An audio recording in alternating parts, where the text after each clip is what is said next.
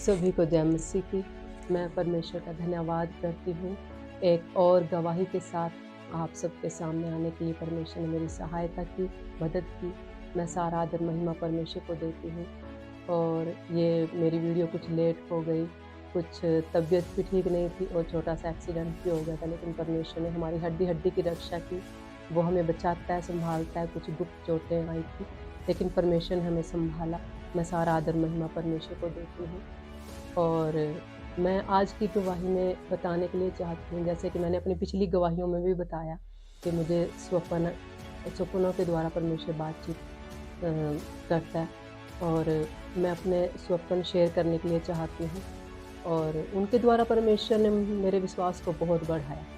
और मैं आशा करती हूँ, मैं विश्वास करती हूँ कि ये सब सुनने के द्वारा आप सब भी आशीष पाएँ, विश्वास बढ़े, और मैं ऐसी प्रार्थना करूँगी। और मैं बताने के लिए चाहती हूँ कि जब मैं शुरू में बढ़ रही थी और 40 दिन के भी उपवास हमने जब रखे थे, जैसा कि मैंने बताया था, उन दिनों मुझे एक स्वप्न आया, जैसे 4-5 इंसान मेरे पीछे भाग रहे हैं और मैं भाग रही हूँ, बहुत भाग रही हूँ। और फिर आगे उन्होंने मुझे आके पकड़ लिया। बहुत मैंने दम लगाया, लेकिन फिर भी उन्होंने मुझे पकड़ लिया। और जब उन्होंने पकड़ लिया तो मैं बहुत घबरा गई, बहुत डर गई कि अब पता नहीं है मेरे साथ क्या करेंगे। और तभी एकदम से हमारे पास्टर जी वहाँ पर आ गए और उन्होंने उन 4-5 इंसानों को पीटा और बहुत पीटा और वो भाग गए।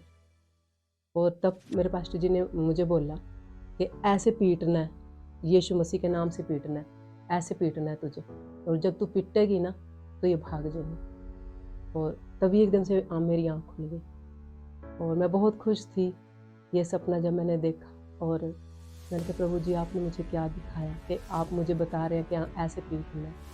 और सच में यीशु मसीह ने भी मुझसे कहा, हाँ वो मेरा स्वर्गदूत था जो 4-5 जनों को पीट दिया उसने अकेले में। और पास्टर के रूप में वो स्वर्गदूत दिखाई दिया। और आगे तुझे दृढ़ होना है, तुझे भी दृढ़ होना है, और मेरे स्वर्गदूत भी तुम लोगों की रक्षा करते हैं और मैं भी तुम्हारी रक्षा करता हूँ। परमेश्वर ने ऐसे मुझसे बात की और मेरा बहुत हिम्मत हौसला बढ़ा इस स्वप्न के द्वारा। और क्योंकि जब परमेश्वर हमें कुछ वचन के द्वारा बातचीत करता है या स्वप्न के द्वारा, बहुत अच्छा लगता है, बहुत और भी बढ़ने की इच्छा होती है। और हम ज़्यादा से ज़्यादा परमेश्वर से बातचीत करने के लिए और उसकी आवाज़ सुनने के लिए, या स्वप्न के द्वारा या वचन के द्वारा, हम सब की इच्छा होती है कि यीशु मसीह भी हमसे बात करे, कुछ तो पता चले। नहीं तो हम प्रार्थना कर रहे हैं, हम जैसे फ़ोन पे बात करते हैं, इधर से हम बात कर रहे हैं, अगर उधर से आवाज़ ना आए तो उस फ़ोन करने का कोई भी फ़ायदा नहीं है। ऐसे ही है यीशु मसीह के साथ भी बातचीत करना। तो उन दिनों मेरे साथ ऐसा ही हो रहा था। और एक दिन फिर मुझे स्वप्न आया कि, क्योंकि मैं अपने पति के लिए भी प्रार्थना करती थी कि प्रभु इनको भी विश्वास में बढ़ा। क्योंकि जब मैं इस परिवार में आई तो ये भी ज़्यादा बाइबल इतना नहीं पढ़ते थे, चर्च भी नहीं जाते थे। बस हाँ, घर में तो करते थे प्रार्थना, लेकिन संडे के आराधना में नहीं जाते थे उस वक़्त। अब तो जाते हैं, लेकिन उस वक़्त नहीं जाते थे। और मतलब मैं इनके लिए भी दुआ करती थी। तो मुझे क्या स्वप्न आया, हमारे घर में एक लड़की आई, एक बैग भी ले रही वो, और वो सीधा मेरी सासू माँ के रूम में चली गई। वहाँ पर मेरे पति भी बैठे थे और वहाँ चली गई वो। और मैंने उसको देख तो लिया कि हाँ कोई गई, हमारे घर पे अंदर गई है, लेकिन मैं अपने रूम में थी।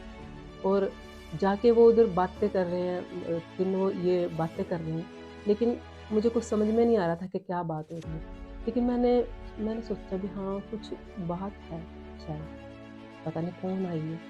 तो तभी मैं जाने लगी, तभी एकदम से मेरे पति रूम में आ गए मेरे पास और मुझे आके बोल रहे कि मेरा बैग पैक कर दो और कपड़े मेरे, और मुझे ना उस लड़की के साथ जाना पड़ेगा क्योंकि वो मुझे लेने आई है।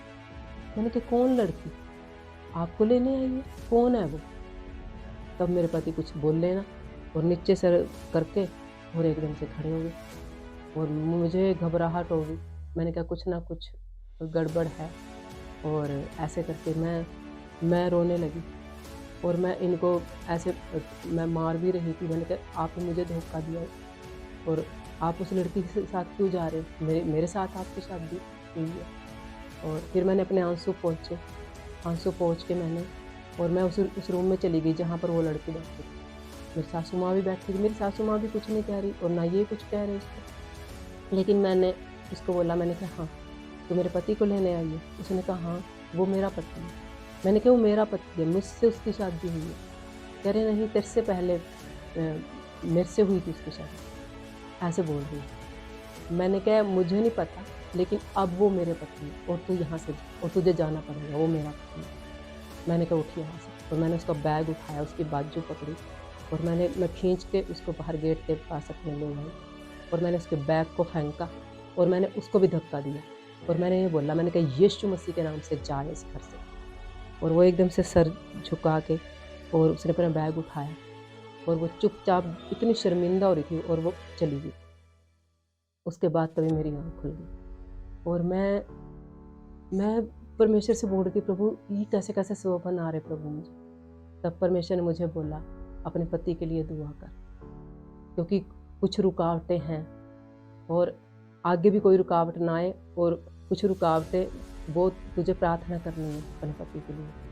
मैंने कहा, हाँ प्रभु, मैं अपने परिवार के लिए भी, ताकि हम सब मिलकर बढ़ें, क्योंकि वो तो सच्चा परमेश्वर है, वो अपनी नज़दीकी में हम सबको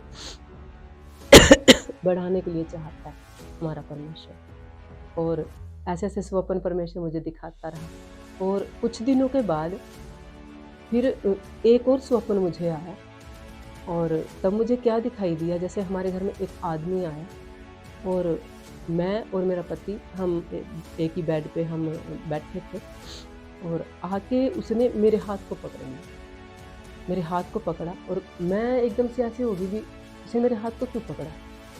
फिर मैंने कहा, हाँ कौन है आप? मैंने कहा, कौन है?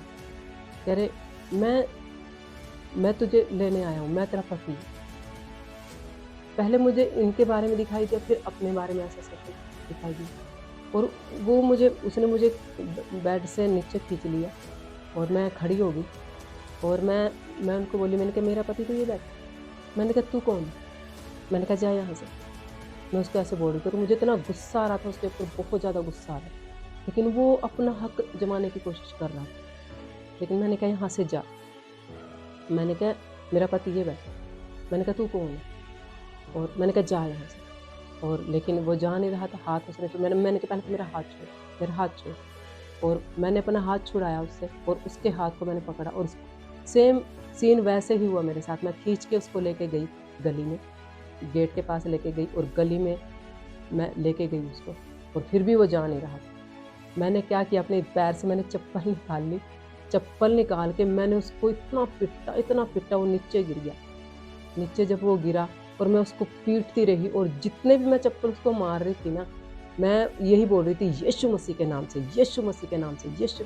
और वो चिपक गया सड़क के ऊपर, बिल्कुल ही उसका पापड़ सा बन चुका था और मैं पीटती गई, बिल्कुल ही वो कागज़ के जैसा बन गया, बिल्कुल।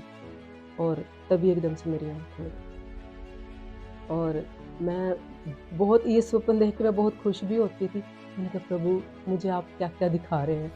और लेकिन मेरा हिम्मत हौसला भी इन स्वप्नों के द्वारा बहुत बढ़ता था, बहुत ज़्यादा बढ़ता था। क्योंकि जब परमेश्वर हमसे बातचीत करते हैं वचनों के द्वारा, स्वप्नों के द्वारा, बहुत अच्छा लगता है, बहुत अच्छी एक फीलिंग आती है।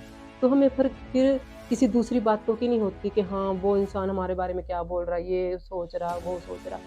हमें कुछ नहीं। और जब से सच में मैंने यीशु मसीह को जाना, उसकी सच्चाई को जाना कि यीशु बात करता है, प्यार करता है, इतना प्यार कोई नहीं कर सकता जितना प्यार वो करता है, तब से मैंने दूसरों की परवाह करना छोड़ दिया, क्योंकि वो महान परमेश्वर है।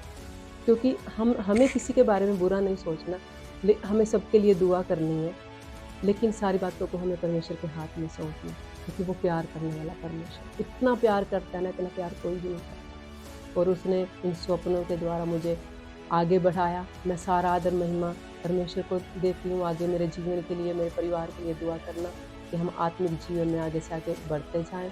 इसी गवाही के साथ सबको मेरी जय मसीह।